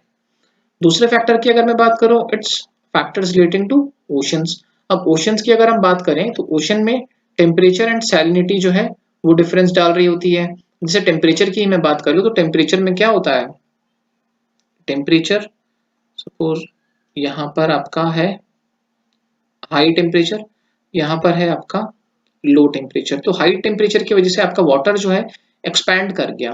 एक्सपेंशन की वजह से आपका फिर से जो ग्रेडियंट वाली मैं बात कर रहा था, क्योंकि यहाँ का पानी ज्यादा एक्सपैंड करेगा, यहाँ पे टेम्परेचर कम था तो यहाँ पे आपका पानी जो है कम एक्सपैंड करेगा। तो एक ग्रेडियंट डेवलप हो गया। ग्रेडियंट डेवलप होने की वजह से पानी मूव करने लगेगा टू नलिफाई द ग्रेडियंट। अब ये पानी मूव करने लगेगा from high altitude to low altitude and ये जब मूव करेगा तो आपका करंट जो है डेवलप हो जाएगा। सेम चीज आपको देखने को मिलेगी सैलिनिटी डिफरेंस के केस में कि it leads to movement of water leading to formation of current. Basically जैसे मैं आपको बता रहा था, टेम्परेचर की वजह से इक्वेटर टू पोल मूवमेंट आपको देखने को मिल जाएगा, क्योंकि इक्वेटर में इंसुलेशन ज्यादा होता है इक्वेटर वाले रीजन में एज कम्पेयर टू पोल्स के, तो वहां पर जो पानी होगा उसका एक्सपेंशन जो है ज्यादा हो जाता है। अब एक्सपेंशन अगर ज्यादा होगा तो आपका मूवमेंट वो जनरेट करता है from equator towards poles. Same movement आपको दिखता है सैलिनिटी की वजह से। अब फैक्टर्स रिलेटिंग टू एटमॉस्फेयर अगर हम बात करें तो इट्स बेसिकली अबाउट एटमॉस्फेयर की अगर हम बात करें तो इट्स बेसिकली अबाउट आपका प्लैनेटरी विंड्स। विंड्स की वजह से मैंने आपको बता ही दिया कि जो प्लैनेटरी विंड्स होती हैं जैसे वेस्टर्लीज हो गया या ईस्टर्लीज हो गया, ट्रेड विंड्स हो गया, तो ये जो है आपका वाटर का जो सरफेस है इसको मोशन में उस पर स्ट्राइक करेंगे, स्ट्राइक करके उसको मोशन में लाएंगे एंड उसकी वजह से कहीं ना कहीं आपके जो करंट हैं वो डेवलप हो जाते हैं। अब इसका आपको बेस्ट एग्जांपल देखने को मिलेगा सोमाली करंट के केस में, क्योंकि इस डायरेक्शन इसका ये जो करंट है इसका पूरा का पूरा जो डायरेक्शन है वही चेंज हो जाता है because of seasonal reversal of winds. जब नॉर्मल या गर्मियों की अगर समर्स की मैं बात करूं तो आपका कुछ कुछ इस डायरेक्शन में आपको सोमाली करंट दिख जाएगा, बिकॉज क्योंकि आपके जो मॉनसूनल विंड्स हैं उनका डायरेक्शन भी इस डायरेक्शन में होता है। लेकिन विंटर्स के केस में आपका डायरेक्शन जो है रिवर्स हो जाता है क्योंकि विंड का डायरेक्शन भी अपोजिट होता है। तो विंड एक इंपॉर्टेंट फैक्टर हो जाती है जो डिटरमाइन कर रही होती है आपका direction as well as generation of ocean currents. उसके अलावा कुछ फैक्टर्स ऐसे होते हैं जो कि may be they don't directly lead to formation of currents but they are kind of modifying factors. ये मॉडिफाई कर रहे होते हैं करंट को, उसकी डायरेक्शन को, उसकी स्पीड को, उसके नेचर को। तो अब कौन कौन से फैक्टर्स ऐसे हो सकते हैं, जो आपका सी कोस्ट है वो किस टाइप का है, या ओशन बॉटम टोपोग्राफी है वो किस टाइप की है, तो ये कहीं ना कहीं इम्पैक्ट डालता है आपके करंट के नेचर में। तो ये हो जाते हैं आपके मॉडिफाइंग फैक्टर्स। तो 4 फैक्टर्स हमने देख लिए जो आपके करंट्स को इफेक्ट कर रहे होते हैं, ठीक है। अच्छा, इसके अलावा आपको एक टर्म और यहाँ पर देखना है, ये है gyres. Gyres are basically moving loops of current in ocean basin. जैसे कि अगर मैं आपको यहाँ पर बताऊं तो आपको देखने को मिलेगा कि ये जो मूवमेंट बेसिकली हो रहा होता है ये ना सर्कुलर एक नेचर आपको देखने को मिलेगा, एक कंप्लीट लूप्स के फॉर्म में ये मूवमेंट हो रहा होता है। तो ये जो लूप के फॉर्म में आपका मूवमेंट हो रहा होता है, जैसे यहाँ पर भी आप देखेंगे तो आपका लूप के फॉर्म में आपको मूवमेंट दिख जाएगा, यहाँ पर भी आपको लूप के फॉर्म में दिख जाएगा, यहाँ पर भी अगर मैं बात करूँ तो लूप फॉर्मेशन आपको दिख जाएगा। तो ये जो लूप होते हैं इसका फीचर क्या होता है कि साइड्स में तो करंट मूव कर रहे होते हैं लेकिन बीच में काम रीजन जो है आपका डेवलप्ड रहता है। तो यहाँ पर लूप्स की वजह से ये जो फॉर्मेशन है या ये जो लूप वाइज मूवमेंट है, moving loops of current in ocean basin, इनको आप बोल देते हैं जायर्स। तो जायर आपको जैसे यहाँ पर ये एक जायर हो गया, ये एक जायर हो गया, ये एक जायर हो गया, तो ये आपके जायर हो गए। ये जो लूप वाइज मूवमेंट होता है इसको आप जायर बोलते हैं। तो जायर के बीच में एक एरिया ऑफ काम होता है। तो जैसे सरगैसो सी आपको मैं बताता हूँ, तो सरगैसो सी का क्या होता है कि अटलांटिक ओशन में जो ये जायर बनता है उसके बीच में एक एरिया ऑफ काम जो है, काम एरिया डेवलप्ड रहता है। तो ये जो एरिया ऑफ काम है इसको आप सरगैसो सी बोल देते हैं। एंड सरगैसो सी आपको अटलांटिक ओशन में मिलेगी। एंड सरगैसो इसका नाम जो पड़ा है वो इसलिए पड़ा है क्योंकि यहाँ पर एक सीवीड होता है जिसका नाम आपका सरगैसो, जिसकी स्पीसी का नाम सरगैसो है, तो इसकी वजह से इसका सी का नाम आपका सरगैसो सी आप बोल देते हैं। It's basically a calm region surrounded by a gyre in Atlantic ocean. अच्छा, उसके बाद हम देखें एक वेस्ट विंड ड्रिफ्ट एक करंट होता है। ये इंपॉर्टेंट इसलिए है क्योंकि it is the only current which flows unimpeded around the globe. And ये फ्लो क्यों कर रहा होता है, because of impact of westerlies. जैसे मैं विंड के बारे में आपको बता रहा था ना कि विंड जो है स्ट्राइक करती है वाटर के सरफेस पे एंड वो मूव करती है वाटर को अपने ही डायरेक्शन में। तो जैसे यहाँ पर अगर हम देख लें तो ये जो वेस्ट विंड ड्रिफ्ट है ये आपको थ्रू आउट द रीजन आपको देखने को मिल जाएगा। कंटिन्यूअसली ये मूव कर रहा है क्योंकि यहाँ पर लैंड सरफेस नहीं है, तो इसलिए ये अनइम्पीडेड मूव कर पाता है। बाकी करंट्स जो है इतना लंबा एक्सपेंस किसी भी करंट का आपको देखने को नहीं मिलेगा जितना कि आपको वेस्ट विंड ड्रिफ्ट का दिखता है। ठीक है। उसके अलावा अगर मैं बात करूं आपका कोरियोलिस फोर्स की, तो कोरियोलिस फोर्स लीड्स टू कहीं ना कहीं हमारी मदद करता है डायरेक्शन जज करने में कि करंट का मूवमेंट का जो डायरेक्शन है वो कैसे होगा। जैसे अगर मैं बात करूं यहाँ पर नॉर्दर्न हेमिस्फीयर की, अगर मैं बात करूं तो आपको पता है कि Coriolis force acts towards right side. तो आपको देखने को मिलेगा कि ये जो करंट है ये अपने राइट में मूव कर रहे हैं। जैसे ये कर्व आपको ऐसा दिख जाएगा, ये फिर हमेशा अपने, फिर जब ऊपर से भी नीचे की तरफ आ रहा है तो तब भी अपने राइट में ही मूव कर रहा है। आप ऊपर से देखने की कोशिश कीजिए ना करंट के डायरेक्शन में, तो आपको देखने को मिलेगा कि ये राइट में ही मूव कर रहा है। तो आपको देखने को मिलेगा कि ये क्लॉकवाइज मूवमेंट आपको नॉर्दर्न हेमिस्फीयर में इसकी वजह से दिख जाएगा। वहीं अगर मैं बात करूं आपका सदर्न हेमिस्फीयर की, तो सदर्न हेमिस्फीयर में आपको पता है कि जो कोरियोलिस फोर्स होता है वो आपका लेफ्ट की तरफ मूव कर रहा होता है ऑब्जेक्ट को। तो लेफ्ट की तरफ अगर वो मूव कर देगा, तो जैसे यहाँ पर है, तो आपको देखने को मिलेगा कि लेफ्ट की तरफ मूवमेंट की वजह से होने की वजह से आपको काउंटर क्लॉकवाइज मूवमेंट या एंटी क्लॉकवाइज मूवमेंट देखने को मिल जाएगा। जैसे यहाँ पर हो गया, इवन यहाँ पर एंटी क्लॉकवाइज मूवमेंट है, यहाँ पर आपका एंटी क्लॉकवाइज जायर जो है डेवलप हो रहा है। तो ये क्लॉकवाइज जायर होगा या एंटी क्लॉकवाइज जायर होगा, या जो आपका करंट है वो लेफ्ट में डिफ्लेक्ट होगा या राइट में डिफ्लेक्ट होगा, तो ये कौन चीज डिटरमाइन कर रही होती है आपका, कहीं ना कहीं बाकी सारे फैक्टर्स तो कर ही रहे होते हैं लेकिन कोरियोलिस फोर्स भी डिटरमाइन कर रही होती है। तो ये चारों चीजें हमने देख ली हैं। ठीक है, यहाँ पर आपके दे रखे हैं अलग अलग type of currents. Cold currents are basically dotted line से रिप्रेजेंट किया गया है। यहाँ पर वार्म करंट जो है आपका बोल्ड लाइन से रिप्रेजेंट किया गया है। तो जैसे मैं आपको बता रहा था ना, यहाँ पर अगर मैं यहाँ पर मैं देख लूँ तो न्यूयॉर्क वाले रीजन की अगर मैं बात करूँ, एंड यहाँ पर जो है आपका ये जापान एंड जो ईस्टर्न चाइना है उस वाले रीजन की अगर मैं बात करूं, तो इस रीजन में आपको देखने को मिलेगा कि नीचे से कुरोशियो जा रहा है जो कि वार्म करंट है, एंड ऊपर से ठंडा ओयाशियो आ रहा है। तो इसकी वजह से फिशिंग ग्राउंड यहाँ पर अच्छा डेवलप हो जाता है। सेम चीज आपको यहाँ पर देखने को मिलेगा कि ऊपर से आपका कोल्ड लैब्राडोर करंट आ रहा है, नीचे से आपका गल्फ स्ट्रीम जा रहा है। तो यहाँ पर जब दोनों करंट्स आपस में टकराएंगे तो आपका mixing of water takes place and it leads to high growth of plankton, जो कि एड करता है आपका फिशिंग इंडस्ट्री के लिए। ठीक है, यहाँ पर आपको नॉर्थ अटलांटिक ड्रिफ्ट भी देखने को मिल जाएगी। यहाँ पर आपको एक चीज घर में देखनी है, एक करंट है यहाँ पर एरमिंगर, ये करंट आपको देखना है, कहीं ना कहीं नॉर्थ अटलांटिक ड्रिफ्ट का ही आपको पार्ट देखने को मिल जाएगा। इसके अलावा यहाँ पर आपको नॉर्वेयन करंट भी देखने को मिल जाएगा। तो ये दोनों करंट आपको अपने एटलस में देखने हैं कि कहाँ पर ये होते हैं एंड कौन से करंट से ये, किस करंट का ये कंटिन्यूशन है या कौन से करंट से ये फॉर्म हो रहे होते हैं। तो यहाँ पर इस रीजन में आपको देखने को मिल जाएगा इर्मिंगर एंड नॉर्वेगियन दोनों ही। उसके अलावा अगर मैं बाकी करंट्स की बात करूँ तो ये इक्वेटोरियल करंट्स की हम बात कर चुके हैं, इक्वेटोरियल काउंटर करंट की हम बात कर चुके हैं कि ये क्यों डेवलप हो रहा होता है। उसके अलावा हम बात करें कि यहाँ पर कैलिफोर्निया करंट आपको देखने को मिल जाएगा जो कि एक कोल्ड करंट है। Alaska current is a warm current. Gulf stream हम देख, इंपॉर्टेंट करंट होता है, गल्फ स्ट्रीम हमने देखा था।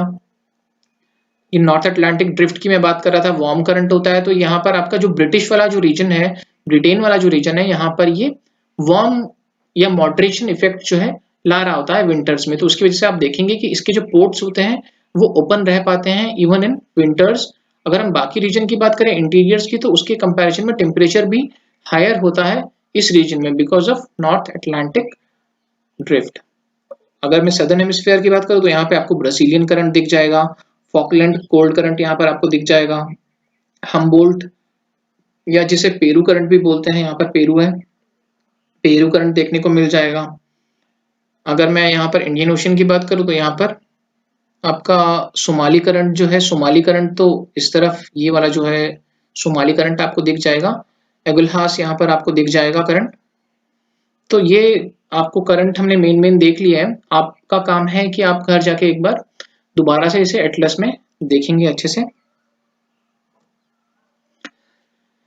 अच्छा, अब अगर हम बात करें इफेक्ट्स ऑफ ओशन करंट की, तो कई सारे इफेक्ट्स इसकी वजह से होते हैं। जैसे एक इफेक्ट हो जाता है cold current on west coast of continents in tropical and sub tropical latitude leads to lower average temperatures and aridity. अब देखिए, cold currents on west coast of continents in tropical and sub tropical and tropical region की अगर हम बात करें तो यहाँ पर आपको वेस्ट कोस्ट की हम बात कर रहे हैं। तो देखिए वेस्ट कोस्ट बेसिकली मतलब आपका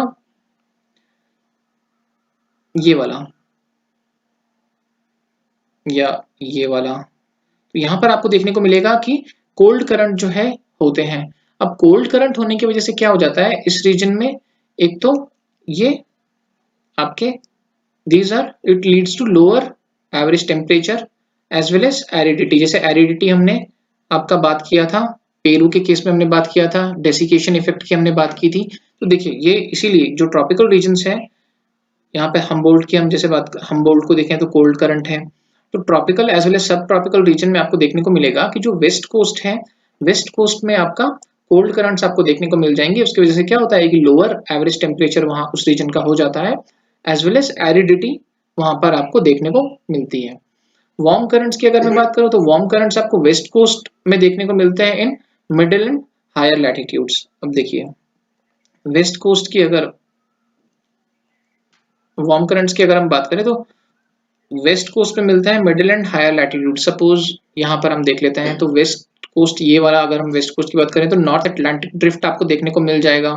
अगर हम यहाँ पर आपको देखने की बात करें तो यहाँ पर आपको वेस्ट कोस्ट में नीचे, अच्छा यहाँ पर तो खैर इफेक्ट देखने को मिलेगा नहीं क्योंकि कम ही रीजन है, लेकिन अगर हम यहाँ पे देख लें तो यहाँ पर आपका क्या देखने को मिल रहा है कि वेस्ट कोस्ट में मिडिल एंड हायर लैटिट्यूड्स में आपका वार्म करंट्स रहते हैं। Warm currents on west coast of continents in middle and higher latitudes leads to cool summers and mild winters, जो हम ब्रिटेन के केस में जैसे हम बात कर रहे थे।